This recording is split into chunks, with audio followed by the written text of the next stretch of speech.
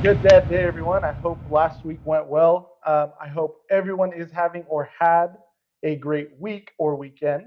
I wanted to let everyone know first off that we are officially at 600 followers on our TikTok, which is awesome. I appreciate everybody.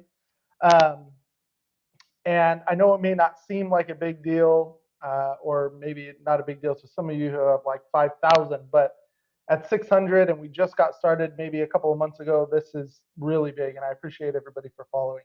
I'm really hoping to get 1,000 soon. That way we can go live, and we can start doing some of this stuff live, have good conversations, record it, and just kind of move in that direction. Throw everything up on YouTube and just let everybody enjoy. I also wanted to remind everybody that along with being able to listen to Dad Talk on Spotify, you can also watch us on YouTube.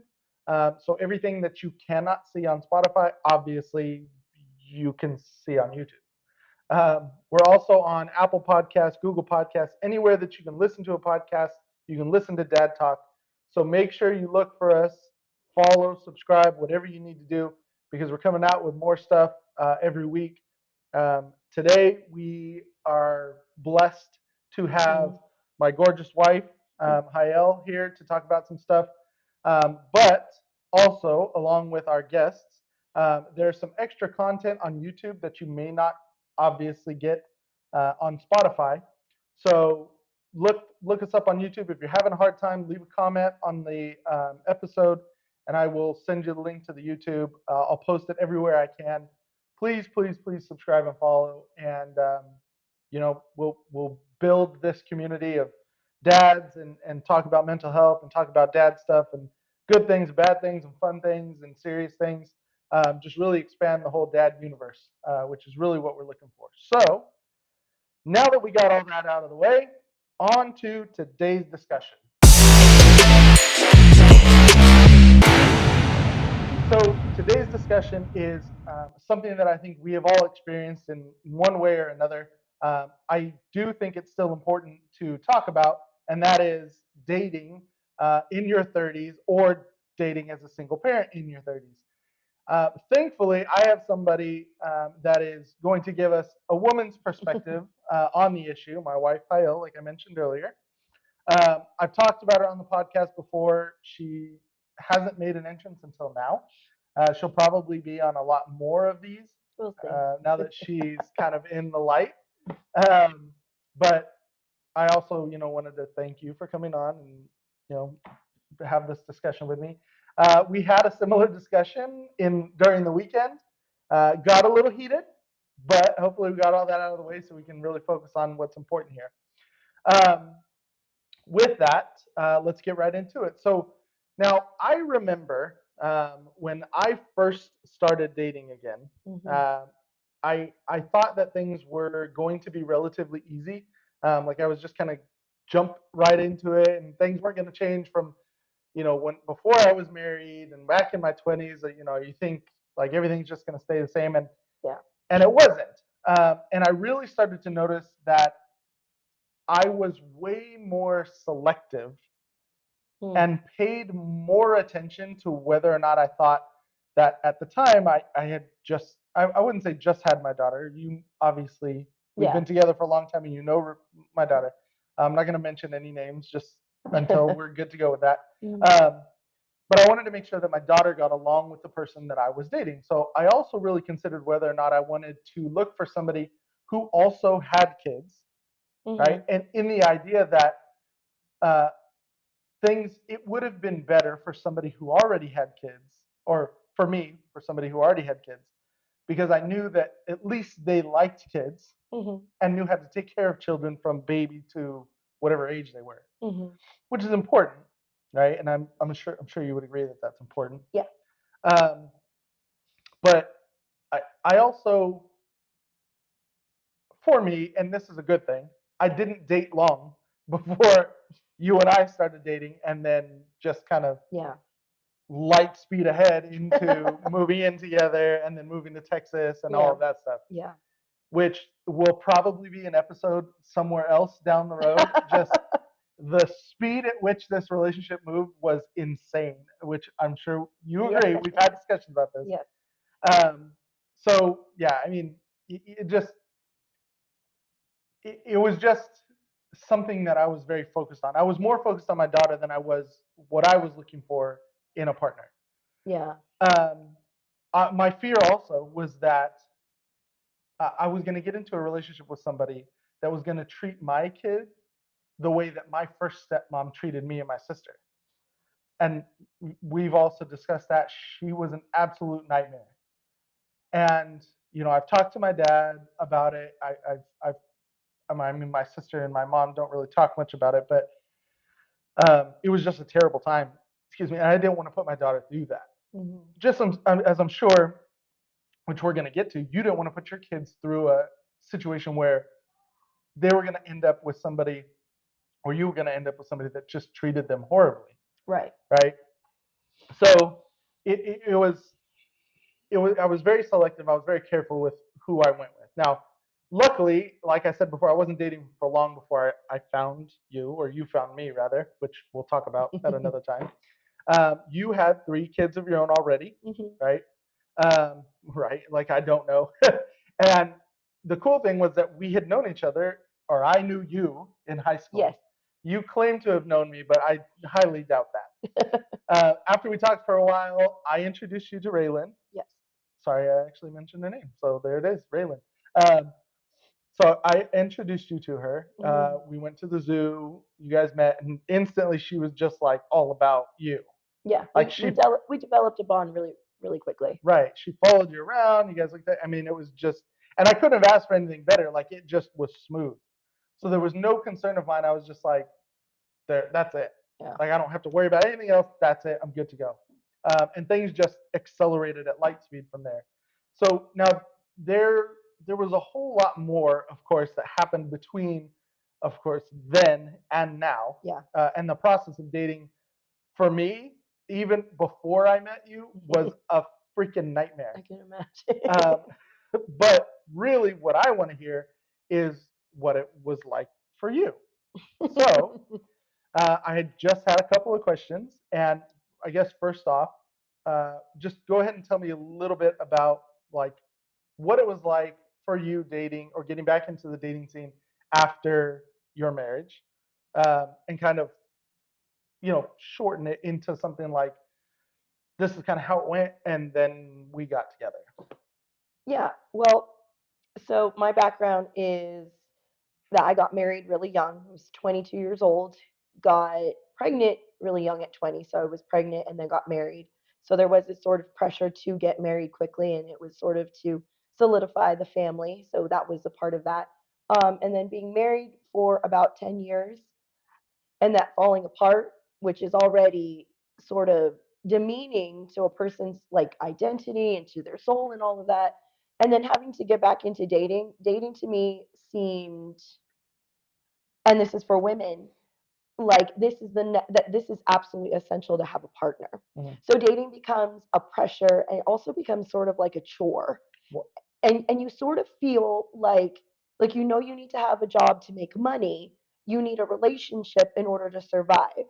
Why did you feel like you needed a relationship in order to survive? Well, I mean, this is about dating, but if we're going to talk about gender roles, our society has kind of set us up to have two income households. So, as a single person, whether it be a man or a female, or man or a woman, um, you still feel this pressure that in order to survive in the United States, in our country, you need a second income. Now, so with that, just coming from that, you kind of feel pressure to date, and you got to find sort of have parameters set for who you're going to date. So I can understand the whole parameter thing, right? Mm-hmm. Like I was saying like we needed to be very specific, or I wanted to be very specific as to who I was dating. My question, I guess, then a follow up question on that would be, why do you think it is that like you and we're just going to be flat out honest here, Mm-hmm. you made more money than I did at the time. I when we met and started dating, I made far less than you did. And as a matter of fact, at the moment, like literally the moment we started talking and got together, I was living in my Jeep. Like we talked about Right, this. right. So I was not just homeless. No. I made You were less in than dire. you. You were in a dire situation. Right. But I didn't feel the pressure to have to get into a relationship to survive. Why do you think that's so different? Women are put in different roles. I mean, for us, having three children, if a child gets sick from school, they're most likely going to call mom, and mom is going to have to go pick that child up and miss work. So not every woman has the same type of job where they are salary or they have the same amount of time paid off rather, and so it can be a struggle. And you know, we're talking state to state, so we can. I mean, we wouldn't get into this whole political conversation about the economical That'll be differences another between episode. California and Texas. That'd be a different conversation. But just dating, there is a pressure for women to find a partner. Mm. Okay, now there are different types of people dating. So women dating women, men dating men. It varies. So there's different types of households. Right. But the one thing I could talk from and about based on my experience and my sort of perspective on things is that dating in my 30s was far harder than it was dating in than I was dating in my 20s. But again, I was married. But up Why into that early 20s, why do you think it was so much more difficult? the stories and the backgrounds are far more complex. So being in my 30s, I have more history to me. I have more experiences. I My perspective is different. Your 30s are very different than your 20s. You know, if you were to ask me dating in my 40s, I would probably look very different than dating in my 30s.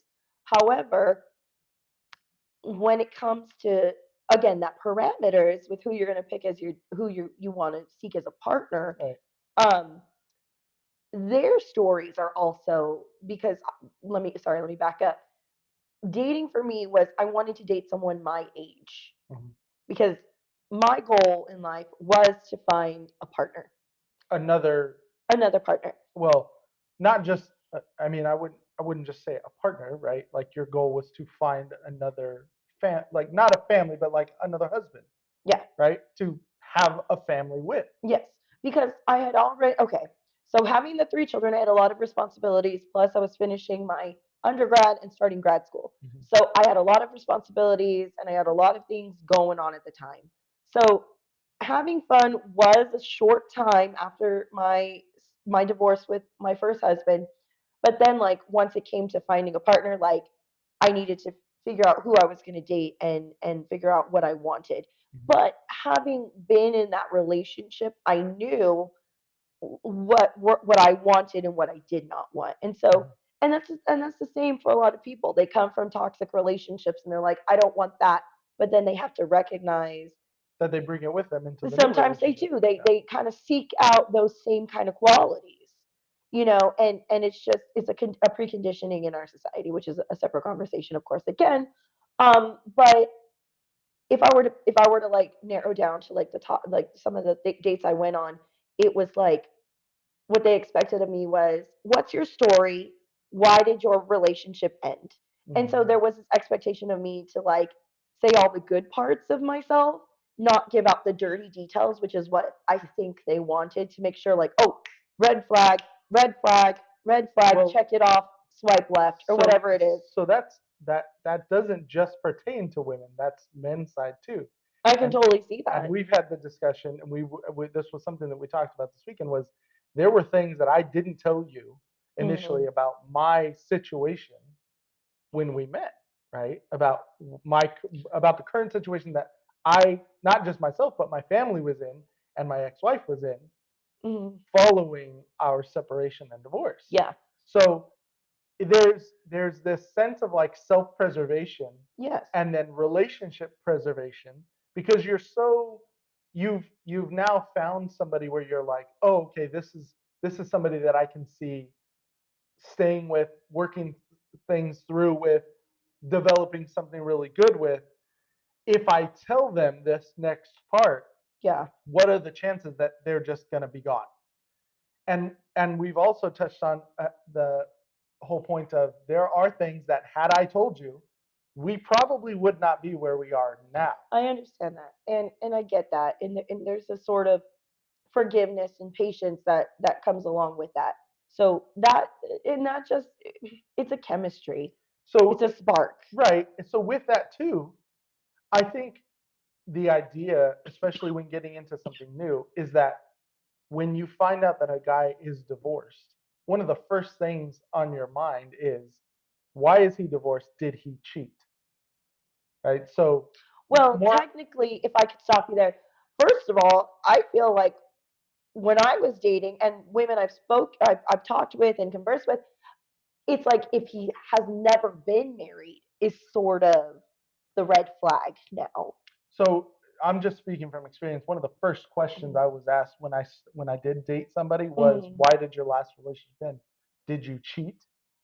yeah. That was what I was asked, and so it was almost like, okay, if we're being honest, and I've talked about this on a previous episode, was there was a type of cheating involved, which was the emotional cheating, right? Because Hmm. I sought out a person who treated me better than my wife was treating me, and that was a whole thing. Which, if you want to hear that, I think it was episode 2 or 3. Um, but still valid. It was cheating. Emotional cheating was still Hmm. cheating. Um, but it was a fear of like, well, if I say that, then there's no chance that we're going to continue here because nobody wants to be with a cheater, right? But I feel like when you're really thinking about dating somebody or when you're really thinking about getting into something serious with someone, then there are certain things that you look at and are like, well, yeah, maybe that happened when they were with that person, but understanding why that relationship failed and why you ended up in the situation you were in gives context to why that happened. Yeah. Well, not to always quote pop culture, in that whole line from The Last of Us when he says, you know, I'm a I have a bad reputation, but am I a bad guy? I mean, it really resonates to like different situations, and with that, I mean, I think you've encountered women who want have high expectations of men, and that comes across really prevalent in our society. And you can really see that if you know anyone who's getting married or who has been in a wedding, for example. And that's like one of my favorite things to look at is how women, as soon as they get engaged, what is their character like leading up to that wedding date? Well, I can tell you how that went, but that's a And whole then different thing for a different yes, day. yes, and don't get me wrong. There is a stress. There's stressors to that. There's financial issues, emotional issues, family issues, social issues, all of that, right? Time issues. But then after that wedding date, There should be some like what is that rebuild. character? Yeah. And that's not just to women. That's also to men. And I've heard stories of okay, men I got married, I kicked my feet up, I got the girl, I'm good.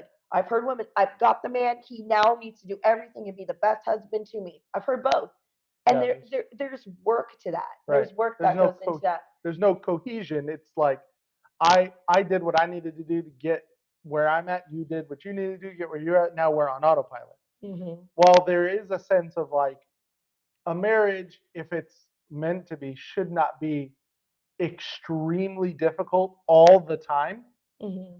There is agreed work that would still need to continue on in a marriage as you Yeah, progress through the no. years. And I just want to like reiterate to like the listeners and whoever. I am no expert in this field. I mean, Well, neither of us are. I'm a teacher, and all I know is that But sometimes experience is better than right. But education. I guess like what it is that I have to continuously learn Right. and I have to learn in different social situations. And so relationships are just that, whether they're in a professional or a personal climate, like there's always work involved.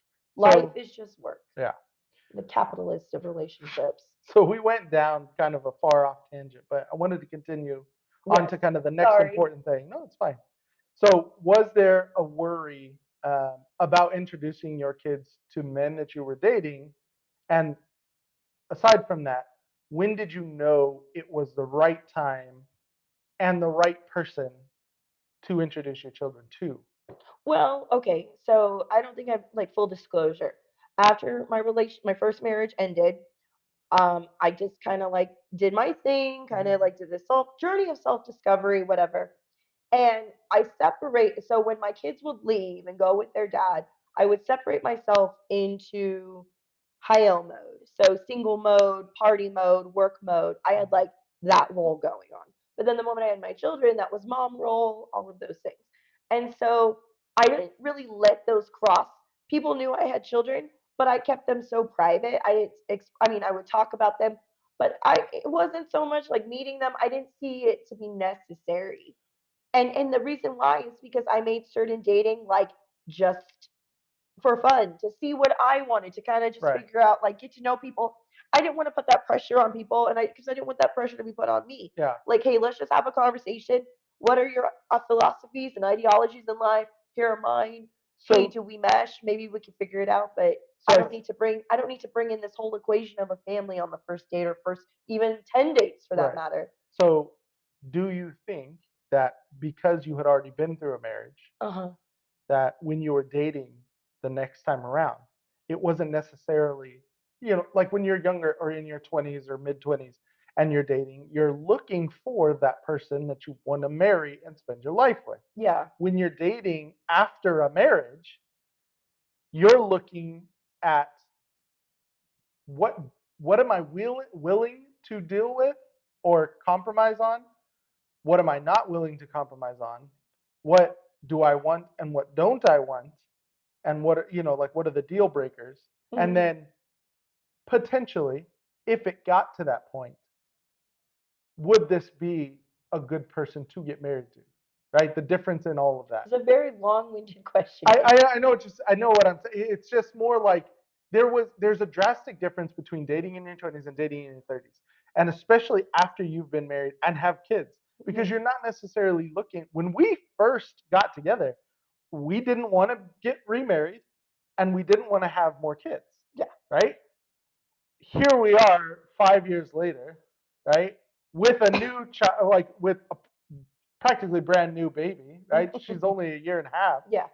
and we've been living here together for what, 4 years now? Well, I think for our circumstances, we got very lucky in the way that we get along very well, and we still have our very definitely have our struggles for sure. But I think when you get to that point where you're like, okay, I can actually trust you, and you can trust me, and we can maybe meet and or excuse me, seek out new goals, like having a like blending our families, adding more children, living cohabitating together. Once you find that with somebody, I think it's just time, and I think it's just how interactions go, and I think a lot of it has to do with communication. Now, there's single moms who have been dating for years who can't find the one. But Mm. again, I think that has to do with expectations, what Yeah, someone expects of someone, the parameters that they set for themselves. So, how they have filters on dating apps, like that's a real thing in like a person's mind.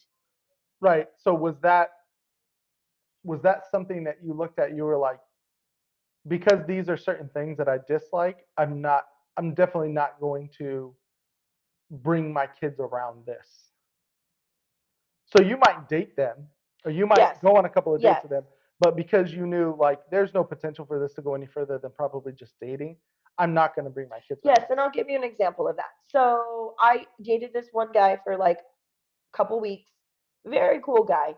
Liked to have fun. Really funny. Liked to go to baseball games. Things. We meshed really well.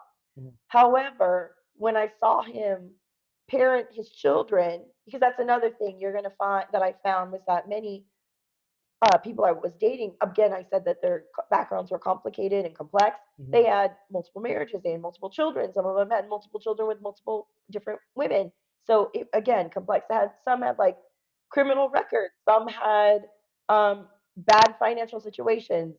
Some were trying to get sober. Some were all of those kinds of things. So recovering addicts, so to speak. So it was, you're going to get that with those older sort of candidates. I hate to Yeah. use that word, but the one thing that I noticed is the way he parented his children, and that was, he sort of did this servant. We always talk about servant leadership. He did this sort of servant parenting where it's like, I want to be your friend, and I didn't like that. Mm. So I parent very differently, and I didn't see that being something I could work with as a parent with him. That makes So sense. those are things that are something that I considered. Um, so how did you? I guess this next question just kind of rolls into it. How did you know that after the time that we had been together and time that we had spent together, how did you know that I was worth introducing your kids to? Well, it's kind of the same thing when you described your relationship that your daughter and I had and how that sort of meshed well. And I saw you be a parent and, you introduced me to her rather quickly and that was fine and great. And I was looking forward to that. And then I saw you parent her and sort of the goals you had. And we had discussions on parenting. We shared insights and I was like, hey, this could work. And then when you met the my children, it worked really well. Now, to say that it was all heavenly is an inaccurate statement Right, because it had some adjusting to do.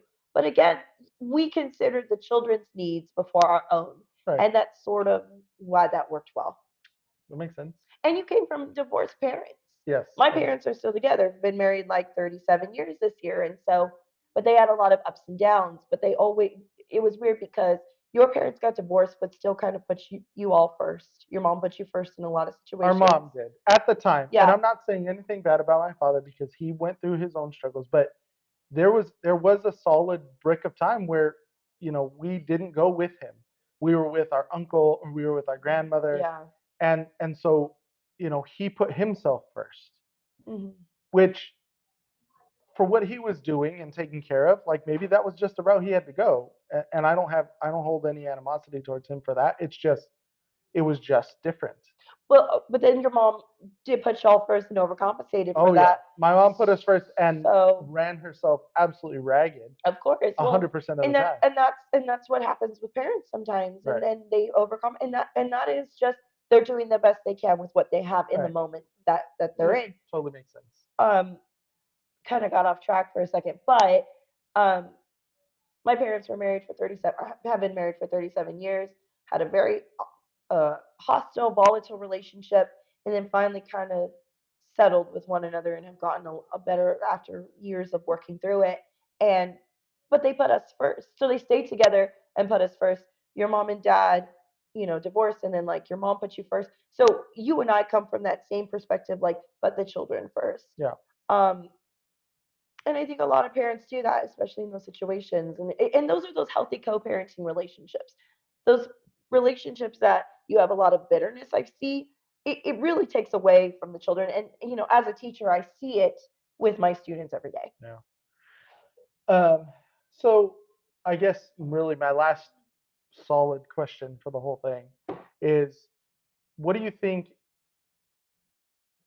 or how do I phrase this? Because I didn't phrase it properly when I initially thought about it. What do you think is something that women struggle to do or struggle to deal with when dating single dads or men in their 30s? Uh, like what are things that women look at and they're just like, it doesn't make sense why you're doing that.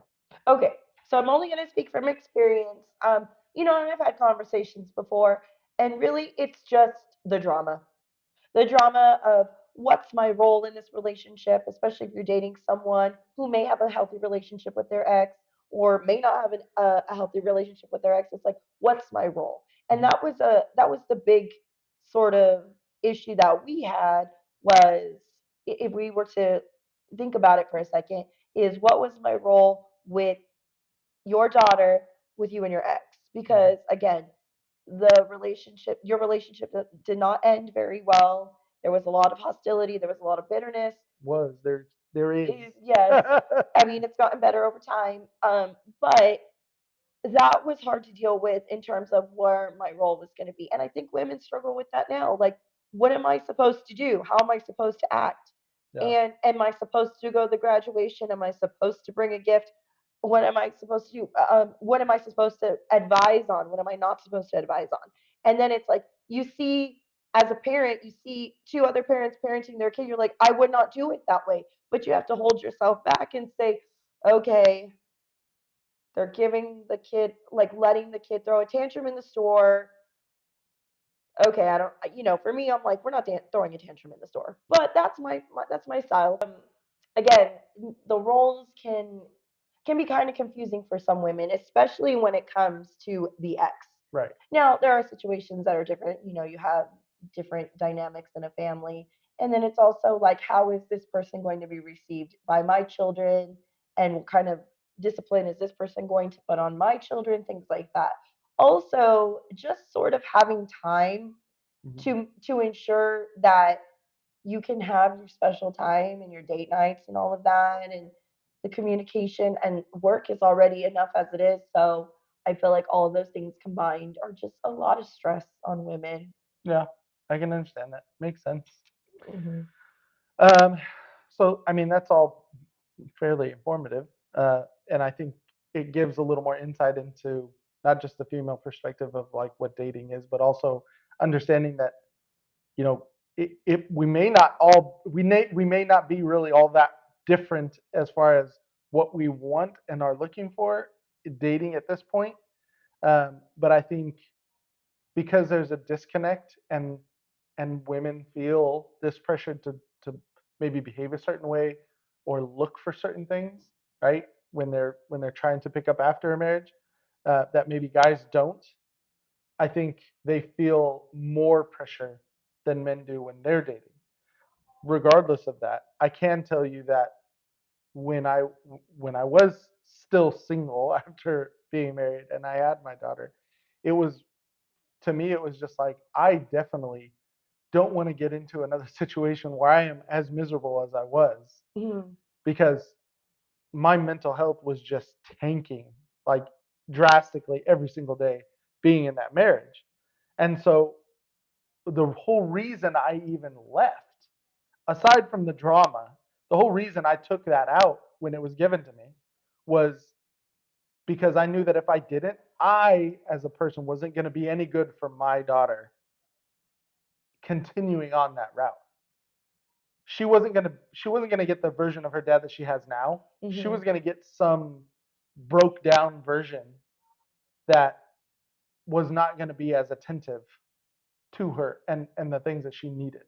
Well, studies have said through like Ivy League schools that the number one the number actually the top three reasons that divorces occur is financial issues, parenting, and lack of communication.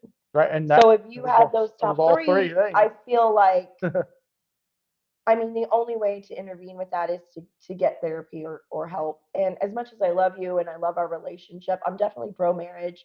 And sort of the institution has kind of breaking down. Oh yeah. And it's sad because I know a lot of couples who have paid so much money into fortifying the institution with weddings and such, but then they don't last very long. And it's just quite sad. And I can't give you the statistics. I'm not like an expert on that, but I mean, if you could compare from now to 50 years ago, mm, marriage longevity was a lot longer. Oh yeah. And so, um, But I also feel like and more often than not, women would stay in relationships that were terrible for them to stay in, yes, simply because that is a society good looked point. at it as like a do not touch when it came to Yes, divorce. women would leave, and they were like, oh, I'm sorry, women would stay, but they're like, why don't you just leave? It's not that simple. And Right. again, It I went, wasn't. it's not that simple. And it's not about, oh, I want to be a victim, or I enjoy this abuse. That's absolutely false and a horrible idea. It's more about, I don't have the resources. Again, we talk about gender roles and gender inequality. Again, that's a different conversation. But if you really want to see gender inequality when it comes to economics and society, just start right in the home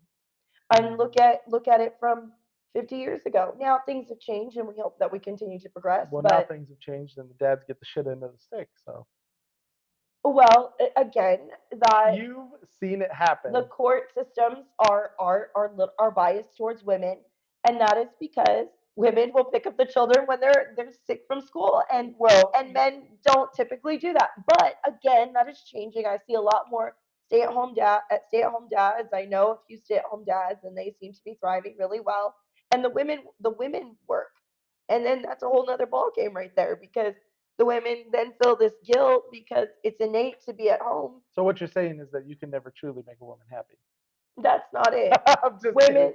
I'm just Women kidding. struggle in the roles that they are given every day. Now, kudos to the single moms and kudos to the married moms. It's being a mother, being a parent in general is really, really Wait, difficult. why? So I'm sorry. One of the next things that I wanted to talk about was if there was anything for you to add, but since we're down this road, and the first thing that you said right now was kudos to the single moms. Mm-hmm.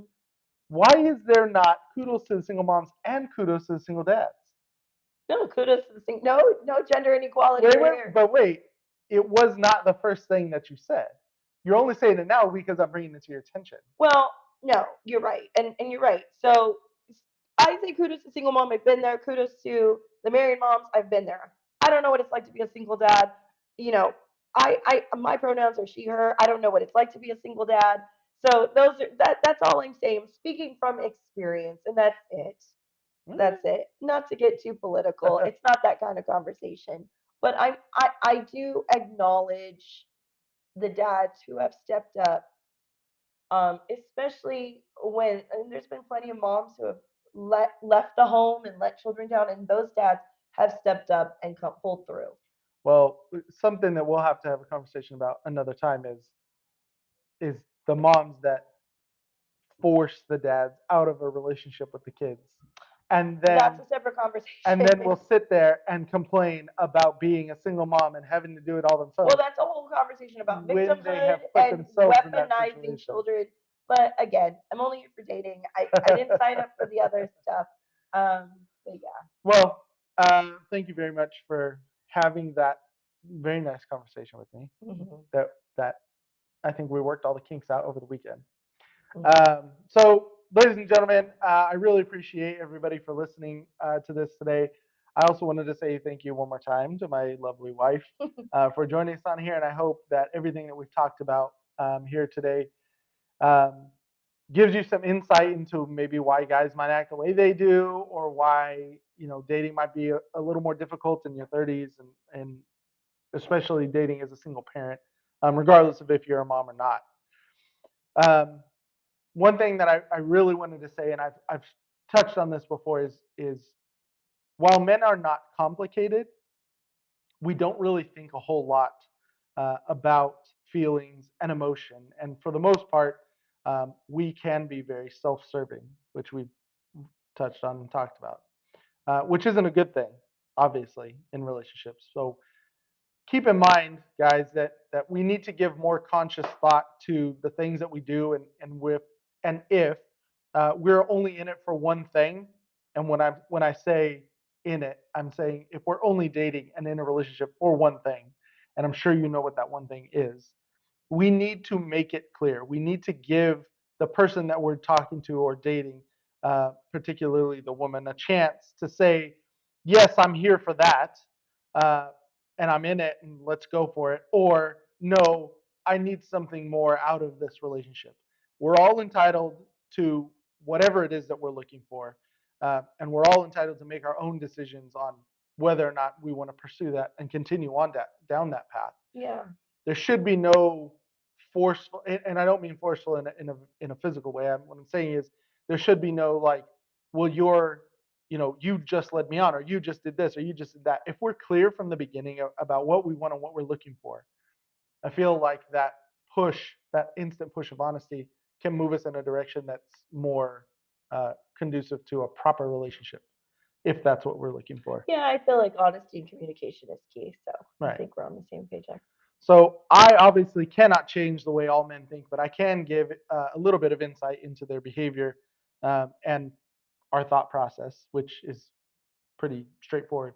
Um, so yeah, and if you guys want more substantial things in life, men and women, you need to really think about some intention on how we interact with the opposite sex, and not so much about fulfilling our immediate desires and needs in the moment. Mm. So, with that, I hope you guys all have a great week. Join us the next time for our next episode, where we'll talk more about the things that guys like, the things that women don't, more dad stuff, cigars, a new whiskey or bourbon that we'll look out for, and some new dad tech. And as always, stay frosty, gents.